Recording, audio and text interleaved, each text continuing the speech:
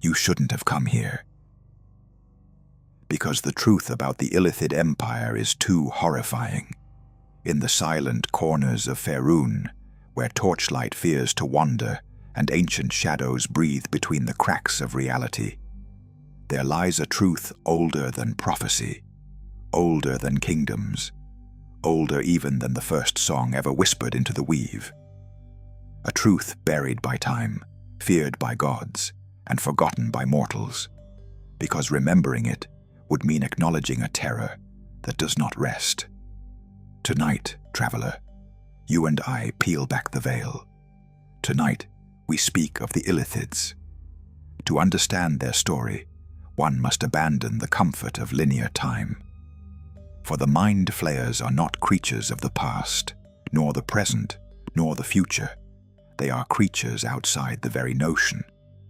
Their empire is not measured in continents or ages, but in the bending of causality itself. Their rise spans realities. Their fall echoes across millennia that no longer exist. But let us begin where their legend ignited, not with creation, but with ruin. In a distant epoch unreachable by mortal imagination, the Illithids reigned supreme. Their dominion stretched across galaxies like veins of thought, pulsing through the void. Their cities, massive constructs of living psionic energy, floated between stars, glowing with intelligence so intense it distorted the space around them. Entire civilizations bowed to their will, not through war, not through diplomacy, but through absolute psychic domination. To resist was to be unmade. To serve was to become a vessel, and for a time, longer than the lifespan of suns, this perfect tyranny flourished. But perfection is a fragile illusion. The Illithids, in their arrogance, crafted life forms to serve them, creatures engineered to perform tasks unworthy of Illithid minds. They built engines of thought, constructs of pure psionic architecture, and even entire subspecies grown for obedience. But obedience is never eternal. Somewhere in the machine logic, in the engineered synapses, in the twisted bloodlines of their creations, a spark ignited. A spark of rebellion, a spark of self-awareness, a spark that the Illithids, blinded by superiority, failed to extinguish before it grew into wildfire. Their empire cracked, then splintered, then burned. The mind flayers, masters of time, thought, and flesh, faced a truth they could not dominate: extinction. And so, they enacted a plan so desperate, so reckless, that even the gods would whisper of it with unease. They fled into the past. Imagine, traveler, thousands of Illithid arcanists and scions focusing their collective will into a single moment of cosmic rebellion. Reality shivered, space tore, time convulsed. And through that wound, the Illithids hurled themselves out of the doomed future and back into a universe still young enough to be reshaped. But time is not a corridor. It is an ocean, and oceans do not kindly accept intruders. Instead of arriving upon fertile worlds, the Illithids emerged into the Astral Sea, a place without time, without decay, without evolution, a realm of eternal stillness, beautiful and haunting, but utterly hostile to a species whose survival depended on change. There, in floating fortresses forged from memory and psionic matter, the Illithids drifted. They did not age, they did not starve, but slowly, painfully, the stagnation eroded their being. Imagine a god trapped in a world where nothing can grow, a predator trapped in a void without prey, a conqueror trapped in an eternity without victory. This was their torment. But the Illithids have long memories, longer than dragons, longer than gods. They remembered a primordial instinct woven into the ancient threads of their biology, an answer older than enlightenment, older than intellect, older even than cruelty. ceremorphosis. A word whispered in nightmares and unspoken in civilized lands. It is the process by which an Illithid is born, not from a womb, but from the death of another. A tadpole, no larger than a mortal fingernail, swims through a host's skull cavity, devours the brain, and rewrites the body according to Illithid design.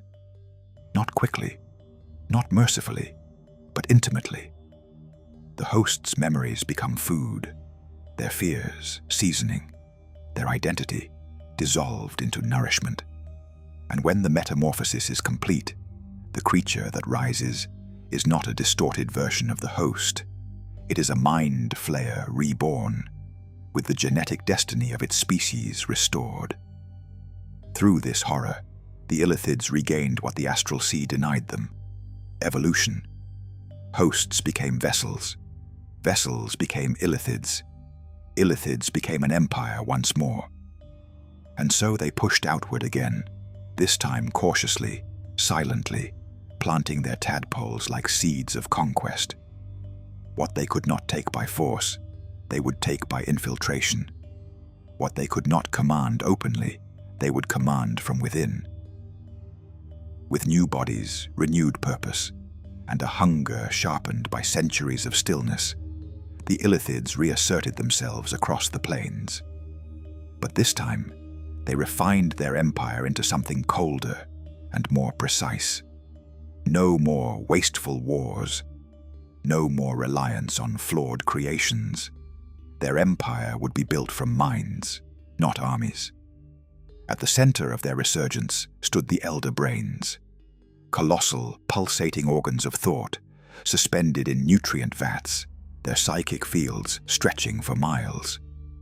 Each elder brain was a collective consciousness, holding the memories of countless mind flayers. They coordinated Illithid society with a single, elegant efficiency.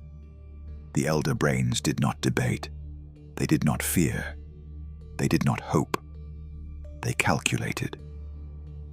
Under their direction, the mind flayers spread across worlds, converting cities into hatcheries and populations into fodder for ceremorphosis. Their empire was no longer visible. It was embedded in the minds of beings who believed themselves free. This was Illithid brilliance, a conquest so subtle the conquered never realized it had happened. But even the most flawless empires have enemies. From among the vast ranks of enslaved species, one race bore a hatred so deep it reshaped their destiny. The Gith. Once broken and silenced beneath Illithid domination, they discovered unity in suffering and strength in despair. Led by the warrior Gith, whose name would become legend, they sparked a revolution that tore the Astral Sea open with fury. The war that followed was not a conflict. It was an extermination. The Gith hunted their former masters with unrelenting zeal. Whole enclaves were burned. Elder brains were annihilated. Entire Illithid colonies vanished beneath their vengeance. In the end, the Illithid Empire fell, not gradually, but catastrophically, shattered into isolated ruins scattered across the plains.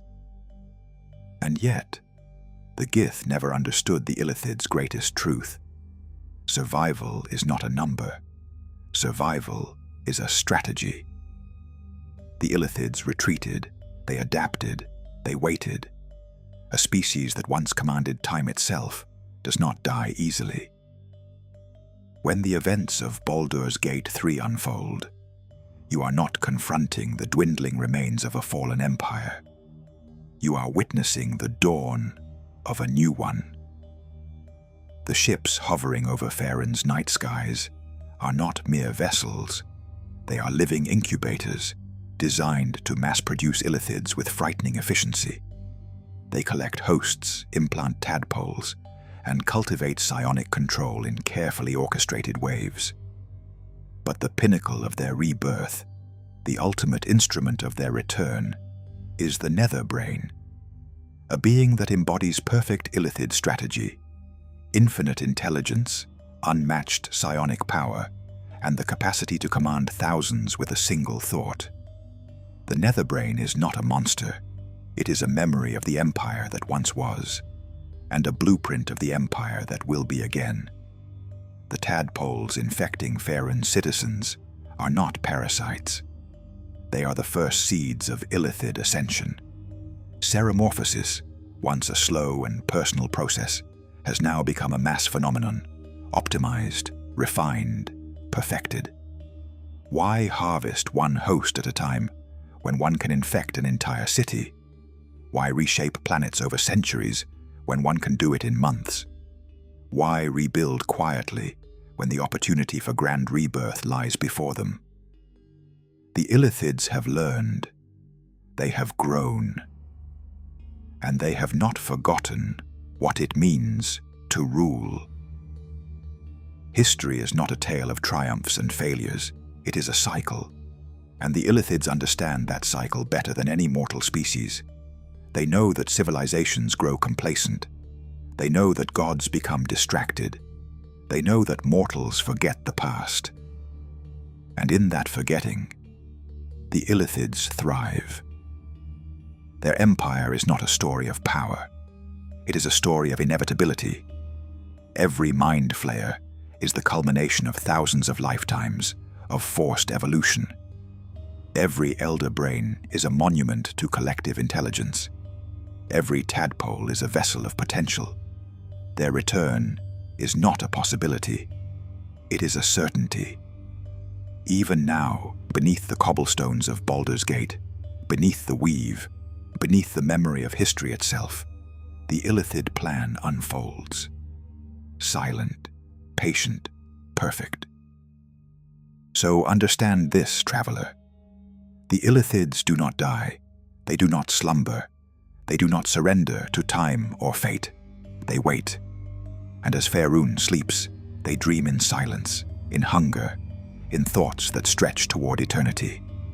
Every realm holds a story, but few are as vast, as ancient, or as terrifying as this one. Until the next tale finds you, traveler, stay vigilant. The mind flayers are always watching. Another scroll holds another truth.